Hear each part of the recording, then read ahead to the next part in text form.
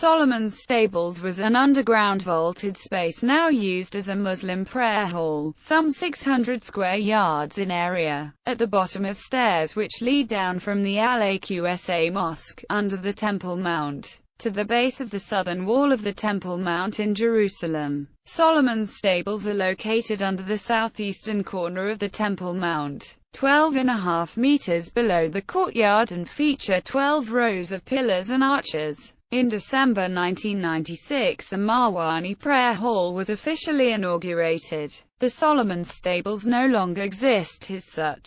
History. The structure is most widely said to have been built by King Herod as part of his extension of the platform of the Temple Mount southward onto the Ophel. The Herodian engineers constructed the enormous platform as a series of vaulted arches in order to reduce pressure on the retaining walls. These vaults, supported by 88 pillars resting on massive Herodian blocks and divided into 12 rows of galleries, were originally storage areas of the Second Temple. A great deal of the original interior survives in the area of the Herodian staircases, although not in the area now renovated for use as a mosque. Visitors are rarely permitted to enter the areas with Herodian finishes. The underground space for the most part remained empty except for the Crusaders' period. The Crusaders converted it in 1099 into a stable for the infantry. The rings for tethering horses can still be seen on some of the pillars.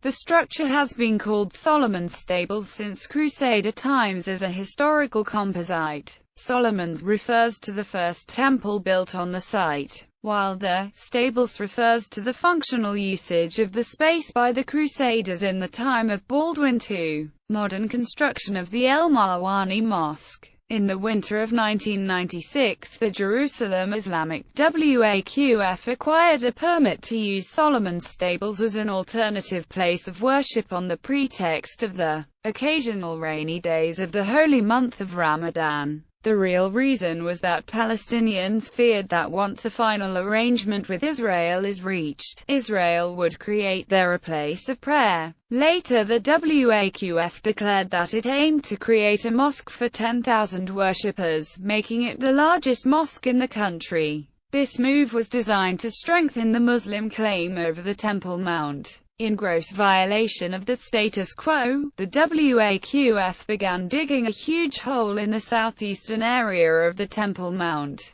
without a permit from the Jerusalem municipality or archaeological supervision, using tractors and heavy vehicles. This action drew criticism from archaeologists, who said that archaeological finds were being damaged in the process and the excavations weakened the stability of the southern wall. The excavations are thought to have been responsible for creating a large, visible bulge in the southern wall that threatened the structural integrity of the Temple Mount, necessitating major repairs. The repairs have been called unsightly because they appear as a large, bright, white patch of smooth stones in a golden tan wall of rusticated ashlar. In December 1996, the new mosque was officially inaugurated as El Marwani Mosque. Denial of Jewish temple existence. Palestine Liberation Organization, by orders of Yasser Arafat himself, banned Palestinian historians admitting there was ever a Jewish temple in Jerusalem. Palestinian historian Drive, Nazmi Jubeir said,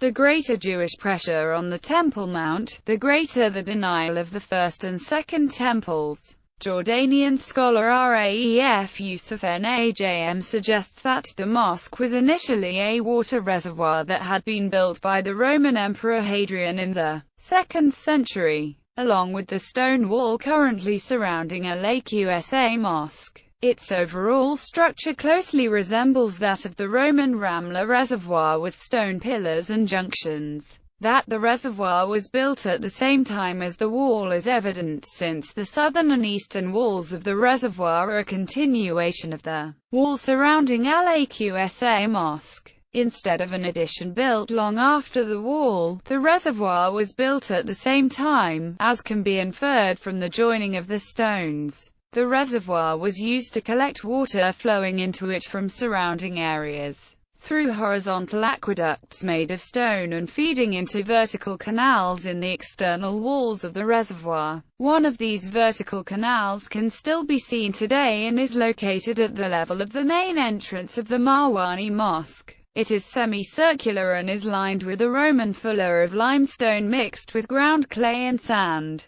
The flooring of the reservoir is made of stone, but is covered with layers of silt that have accumulated over the years. Artifacts. The soil removed from the dig was dumped near the Mount of Olives, and a salvage operation, the Temple Mount Sifting project, was undertaken in order to sift through the debris for archaeological remains. Many important finds have turned up. Israeli Antiques Authority published a report in 1999. According to this report, 14% of the shards dated to the First Temple period, 19% to the Second Temple period, 6% to the Roman period, 14% to the Byzantine period, 15% to the early Muslim and medieval periods. 32% could not be identified. In a June 2000 interview with the Jerusalem Post, the chief WAQF archaeologist said that his colleagues examined the material taken out of the dig, either before or after the excavation, and found nothing of special interest. Popular culture.